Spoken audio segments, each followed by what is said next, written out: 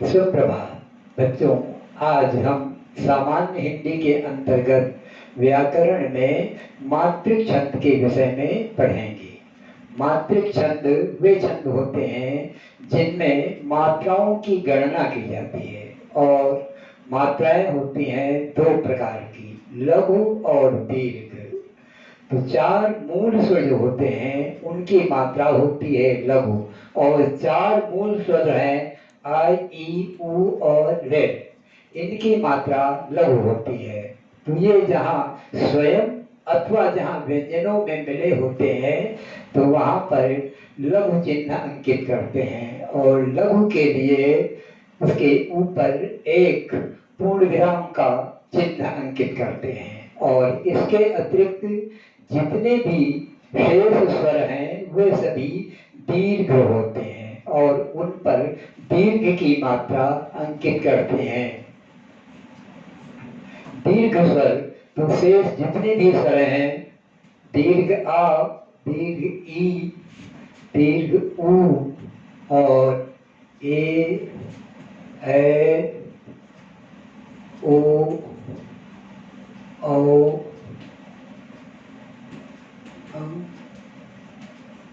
और आह, इतने ये दीर्घ स्वर हैं। इन दीर्घ स्वरों में दीर्घ मात्रा अंकित करते हैं और दीर्घ के लिए अंग्रेजी के कैपिटल एस की तरह चिन्ह अंकित करते हैं।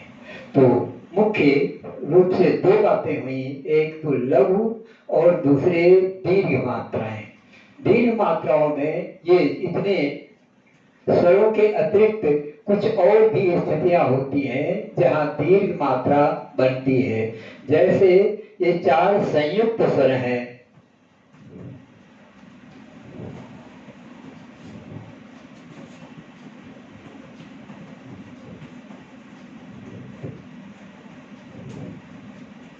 इन चार स्वर ये संयुक्त स्वर हैं। तो ये संयुक्त स्वर तो जैसे होते हैं वैसी ही मात्रा अंकित करते हैं। जब ये शब्द के बीच में आते हैं तो इनके पहले जो वर्ण होता है उसमें दीर्घ लगाते हैं। जैसे छ स्वर है और वृक्ष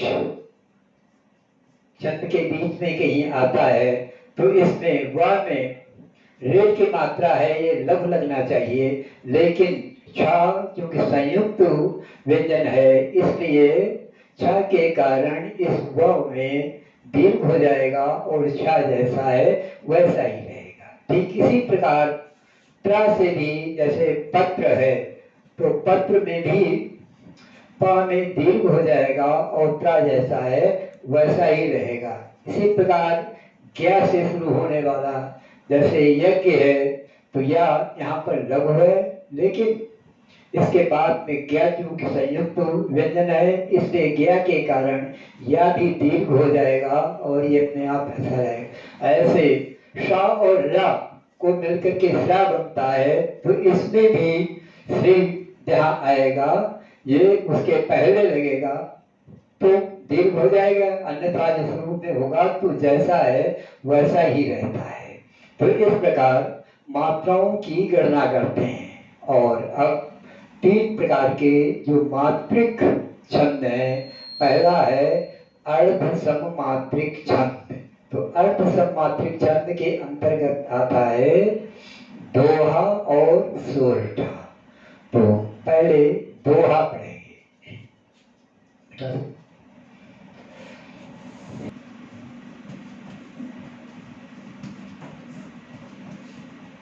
दोहा एक अर्ध सममात्रिक छंद है। इसके चार चरण होते हैं, परंतु पहले दो चरण एक पंक्ति में लिखते हैं, शेष दो चरण दूसरी पंक्ति में लिखते हैं और एक चरण पूर्ण होने पर अल्प विराम या कोमा लगाते हैं। जैसे बदरस लालच डाल की,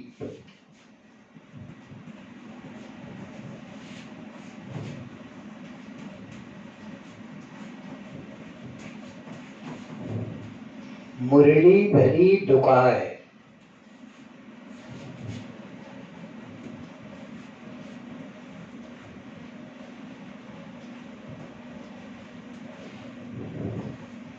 फिर ये पहला चरण हुआ और ये दूसरा चरण, जहाँ दूसरा चरण पूरा होता है तो एक बार पूर्ण विराम लगाते हैं। फिर तीसरा चरण समूह करें,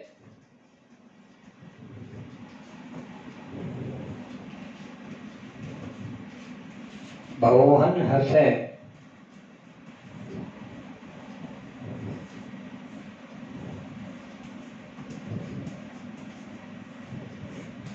देन कहे नट जाए,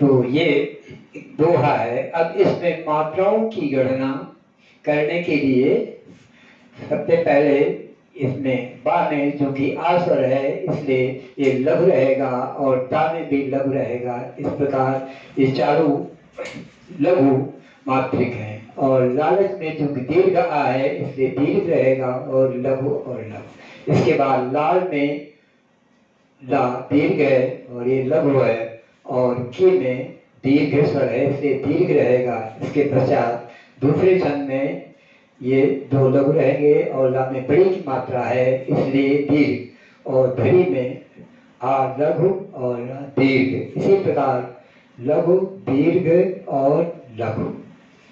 फिर तीसरे छंद में दीर्घ लघु लघु दीर्घ और फिर दीर्घ लघु लघु और लघु दीर्घ दीर्घ लघु लघु दीर्घ लघु लघु दीर्घ और लघु। तो इस प्रकार ये मात्राएं गणना करते हैं। इसमें पहले चरण में एक जो लघु होता है उसको एक मानते हैं और दीर्घ को दो गिनते हैं। तो इस प्रकार पहले चरण में 4 2 6 2 8 2 10 11 2 13 मात्राएं हुई। तो यहाँ पे 13 अंकित कर लिया। और फिर दूसरे चरण में 2 2 4 5 2 7 8 2 10 और 1 ये 11 मात्राएं हुई है दूसरे चरण में। इसी प्रकार तीसरे चरण में 2 1 3 4 2 6 2 8 9 10 11 2 13 मात्राएं। तो ये तीसरे चरण में भी 13 मात्राएं हो गई। और इसी प्रकार 2 1 3 4 2 6 7 8 2 10 और 11। तो इस प्रकार चौथे चरण में भी 11 मात्राएं हो गई। तो इस प्रकार इसकी परिभाषा थी कि दोहा एक अर्धसमात्रिक छंद है। इसमें 4 चरण होते हैं। पहले और तीसरे चरण में 13-13 मात्राएं, दूसरे और चौथे चरण में 11-11 मात्राएं होती हैं। अब इसमें सबसे बाद में मात्राएं लगाने के बाद अगली हेडिंग लिखते हैं स्पष्टीकरण।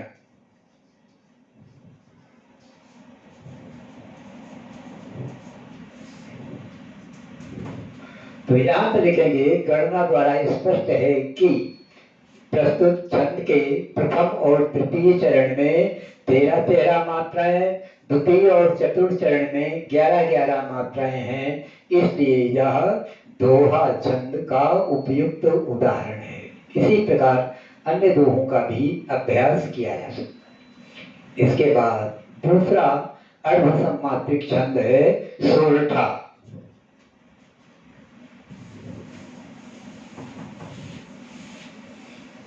सोरठा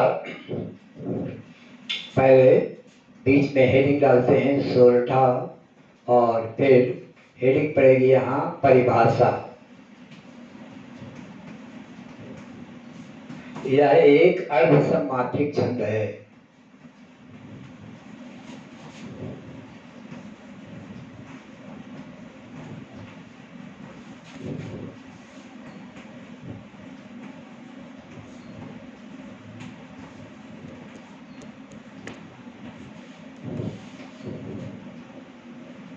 इसके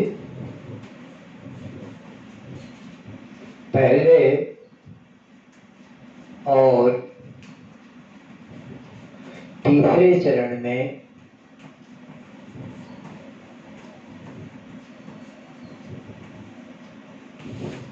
11 मात्राएं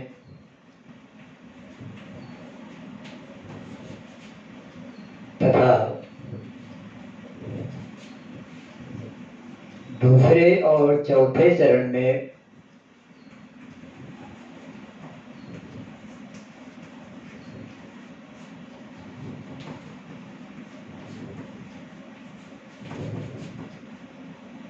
तेरह मात्राएं होती हैं।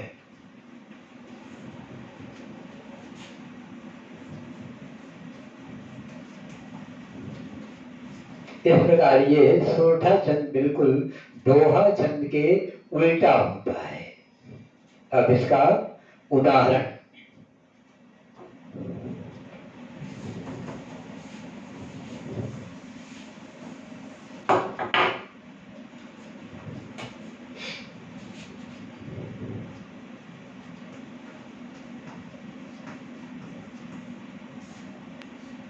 छोटा है, लिखकर लोहित लेख, डूब गया दिनमणि आहा, व्योम सिंधु सखी देख, तारक बुध बुध दे रहा। तो इसको साफ साफ लिखेंगे। पहले लिखकर लोहित लेख,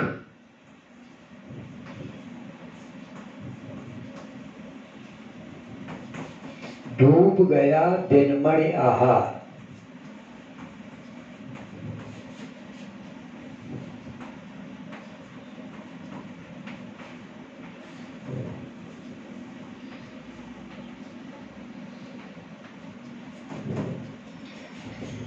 व्योम सिंधु सखी देख,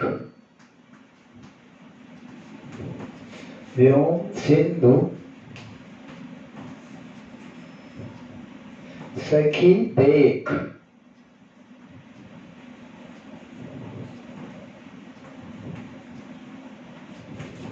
तारक बुध बुध दे रहा।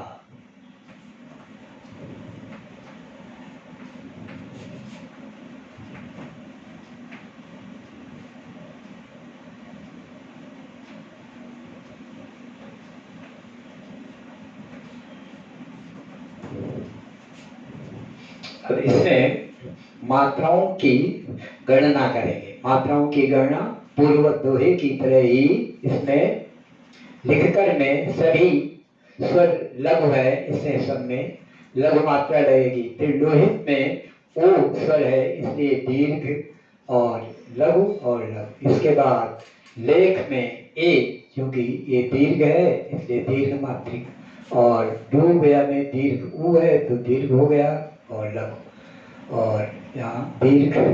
इसी प्रकार तिरमन में चारों वर्ण लघु है और आहा स्वयं आ लघु है और हा दीर्घ। इस प्रकार मात्राएं अंकित कर लिया। और फिर तीसरे व्योम। अब यहाँ पर देखने वाली बात यह है कि यहाँ वह जो आधा है, आधा वर्ण मात्राओं की गिनती करते समय कभी भी नहीं गिनते हैं, उसे रिक्त छोड़ देते हैं। अर्थात इसमें कोई मात्रा नहीं है, ये तो केवल शुद्ध व्यंजन है और हम मात्राओं की गणना कर रहे हैं। और मात्रा कहते हैं स्वरों के उच्चारण काल को, तो इसलिए यहाँ पर वह को ऐसे ही छोड़ देंगे। यदि वह बीच में होता तो उसके पहले वाले को दीर्घ कर देते, तो इसे छोड़ देंगे।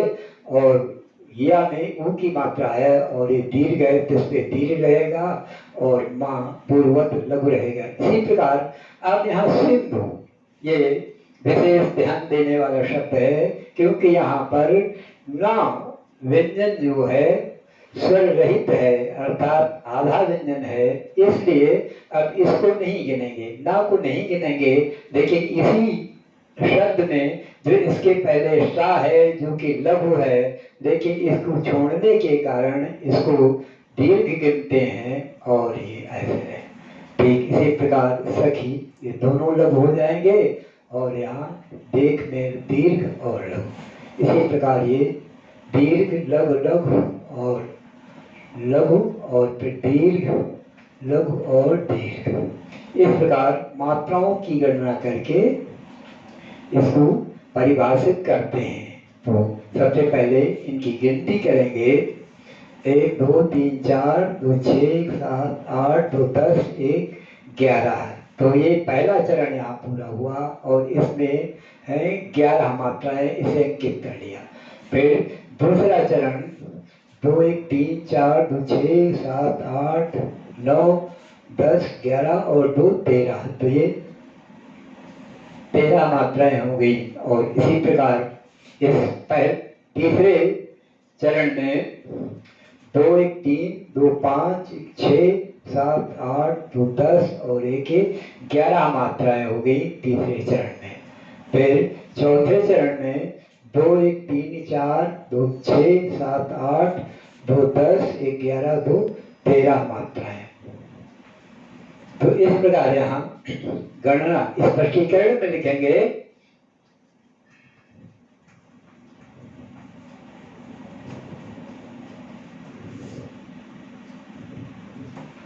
गणना द्वारा स्पष्ट है कि यहाँ प्रस्तुत छंद के प्रथम और तृतीय चरण में 11-11 मात्राएं तथा द्वितीय और चतुर्थ चरण में 13-13 मात्राएं हैं। इसलिए यह सोरठा छंद का उपयुक्त उदाहरण है। तो इस प्रकार ये इसमें स्पष्टीकरण लिखने के लिए यहाँ लिखेंगे कि गणना द्वारा स्पष्ट है कि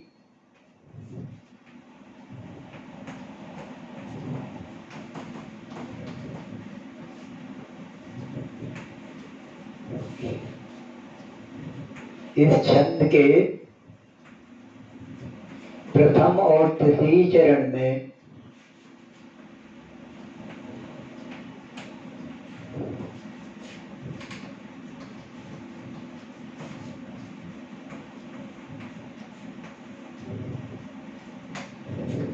ग्यारह मात्राएं तथा द्वितीय और चतुर्थ चरण में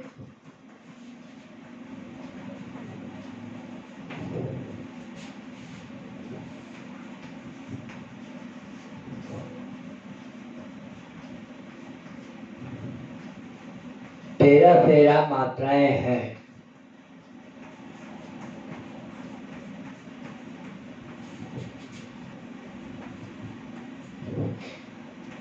इसलिए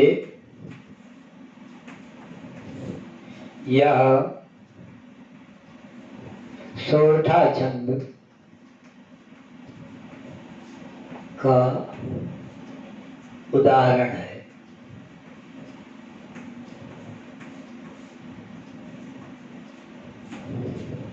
तो इस प्रकार ये दो हो गए अर्ध सम्मात्रिक छंद, दोहा और सोरठा। अब इसके बाद तीसरा छंद है चौपाई। तो चौपाई में ये सम्मात्रिक छंद है, अर्थात इस चौपाई में 4 चरण होते हैं और प्रत्येक चरण में 16-16 मात्राएं होती हैं। तो चौपाई का उदाहरण देखिए।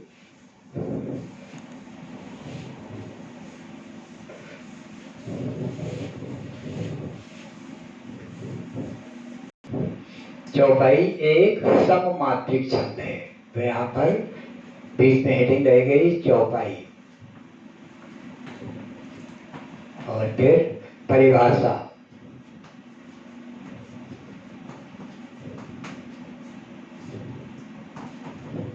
चौपाई एक सममात्रिक छंद है। इसमें 4 चरण होते हैं और प्रत्येक चरण में 16-16 मात्राएं होती हैं। अर्थात चौपाई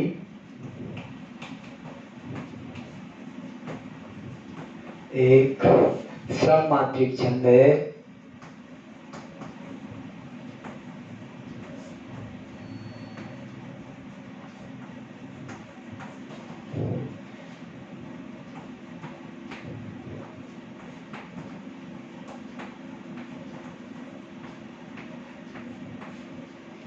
इसमें 4 चरण होते हैं।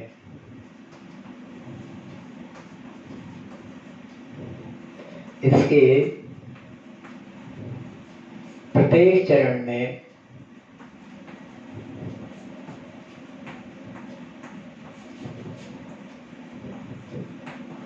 16 मात्राएं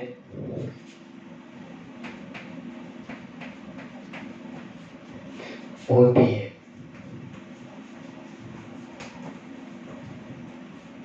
जैसे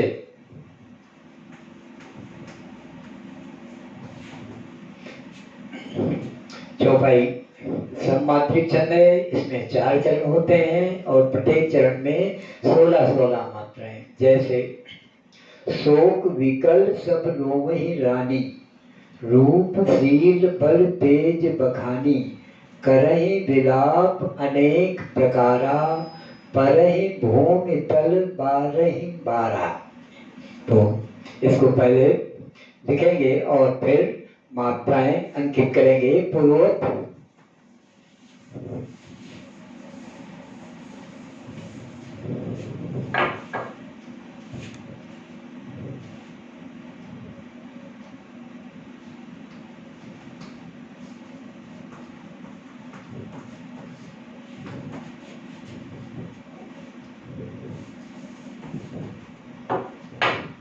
शोक विकल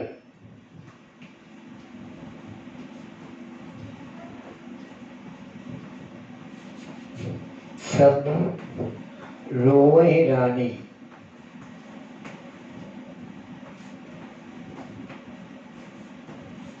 चौपाई में जहाँ एक चरण पूरा होता है तो उसमें एक बार एक पूर्ण विराम लगाते हैं और दूसरा चरण भी उसी पंक्ति में लिखते हैं, रूप शील बल तेज बखानी।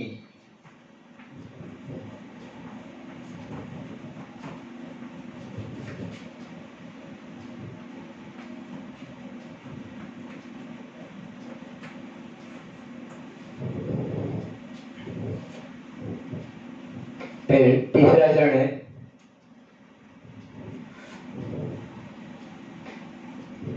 करहि विलाप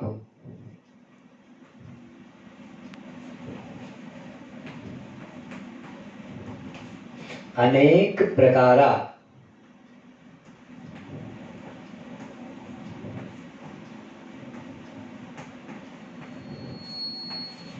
परहि भूमि तल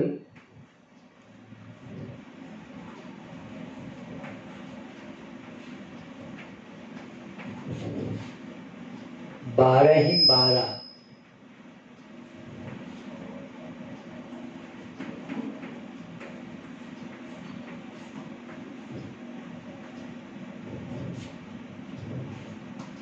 तो इसमें मात्राओं की गणना पूर्ववत करेंगे और फिर स्पष्टीकरण करेंगे। तो मात्राओं की गणना देखिए,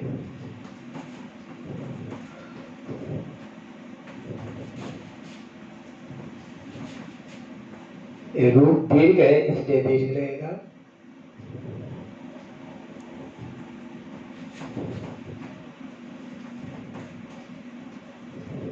इसी प्रकार करह में सभी लघु रहेंगे और ये दीर्घ और लघु, दीर्घ लघु।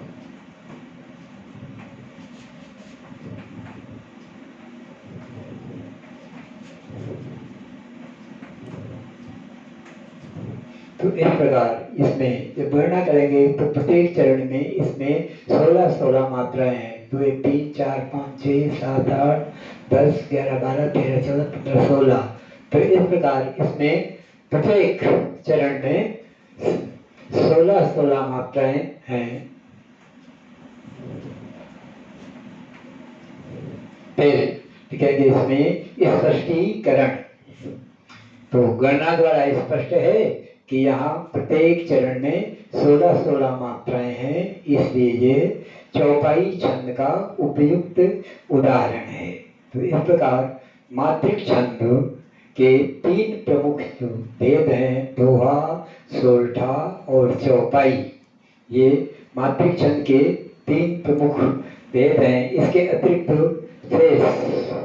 ये रोला और कुंडलियाँ भी हैं जो अलग अलग उसमें हैं, लेकिन आज हम लोग यहाँ इन 3 छंदों के ही बारे में अध्ययन करेंगे, क्योंकि ये तीनों छंद बहुत आवश्यक हैं और ये तीनों छंद जो उदाहरण हैं ये इसमें ये जो चौपाई छंद है इसमें रस, करुण रस भी है। इसलिए सभी दोहे जो है, पहला दोहा जो आपने पढ़ा था, बदरस लालच लाल की मुरली धरी लुकाए, उसमें श्रृंगार रस का भी उदाहरण था। और ये जो चौपाई पढ़ा है ये करुण रस का भी उदाहरण है। इसलिए इसे हम करुण रस के उदाहरण में भी इस उदाहरण को लिख करके उसका रस का स्पष्टीकरण कर सकेंगे। यहाँ केवल छंद के विषय में हम लोग पढ़ रहे हैं, इसलिए ये चौपाई छंद का उपयुक्त उदाहरण है। और ये सभी, ये दोहा भी और चौपाई भी दो दो उदाहरणों की जगह पर एक एक उदाहरण याद करके आप दो स्थानों पर इनका उपयोग कर सकते हैं। इसलिए इन उदाहरणों को हमें भली प्रकार से याद कर लेना चाहिए, और याद करके छंद की जरूरत पड़े तो वहाँ चौपाई छंद में, और जहाँ यदि करुण रस में जरूरत पड़े उदाहरण की तो करुण रस में भी इसे लिख सकते हैं। और ये बदरस लालच लाल की जो पहला दोहा पढ़ा, ये दोहा भी सदैव याद रखना चाहिए, और ये श्रृंगार रस का बहुत अच्छा उपयुक्त उदाहरण है। इस प्रकार आज हम लोगों ने मात्रिक छंदों में से 3 मात्रिक छंदों का अध्ययन किया। हाँ, इसके बाद हम लोग इसमें जो शेष 2 छंद रह गए, रोला और कुंडलियां, उन 2 छंदों को पढ़ करके सभी मात्रिक छंदों को पूर्ण करेंगे। और आज का कार्यक्रम इतने मात्रिक छंदों तक, जिसमें 3 मात्रिक छंदों को हम लोगों ने पढ़ा। ठीक।